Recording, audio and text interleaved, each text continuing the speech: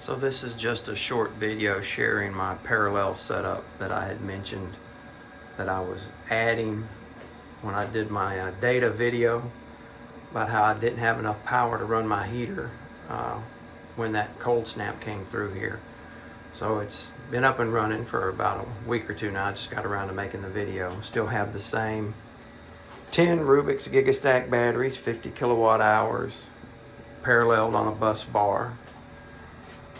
The original 15K, which in another little video I showed how when I upgraded the software to match the new one so that I could parallel them, it went with that reverse negative coloration and whatever. I'm not worried about that. It didn't change how it worked.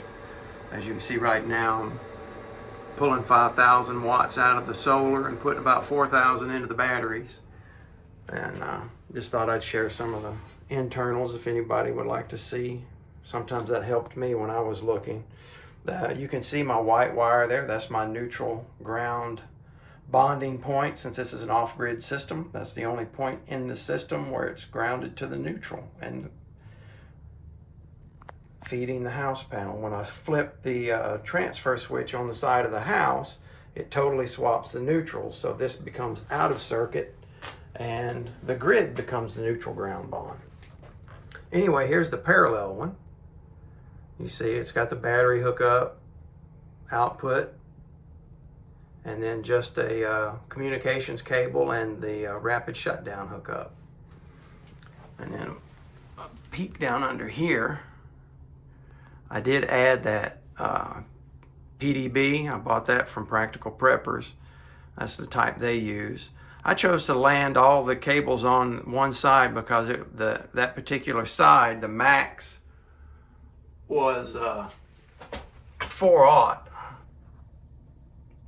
I still have room for one more, as you can see. But the other side was maxed at 500 MCM. And I just didn't want to put any cables under there that were 4/0 and that would just flatten them out. That's just my anal retentiveness. These were the cables right here that were originally pulled if I was going to grid tie it. And since I'm not, I just coiled them out of the way. And if you remember from a previous video, this disconnect originally said grid power. That was where I was going to bring in the grid power to tie into the 15Ks. But since I didn't do it, that is now where that PDB, which is both of the 15Ks tied into it, now feeds this disconnect. And then this disconnect feeds the transfer switch on the side of the house. So just repurposing. Got all my grounds in there. That ground rod is tied to another ground rod about 8 feet away here in this well house. And then that ground rod is tied to all my ground rods on the property. The house and the solar array field. I went with what's called a unified ground. I know there's controversy on it. I don't care. That's what I did.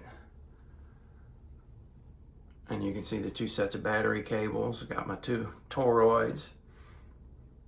When I first got the second inverter, it was missing one of those toroids for the batteries, and they shipped it out to me pretty quick. They sent me a replacement.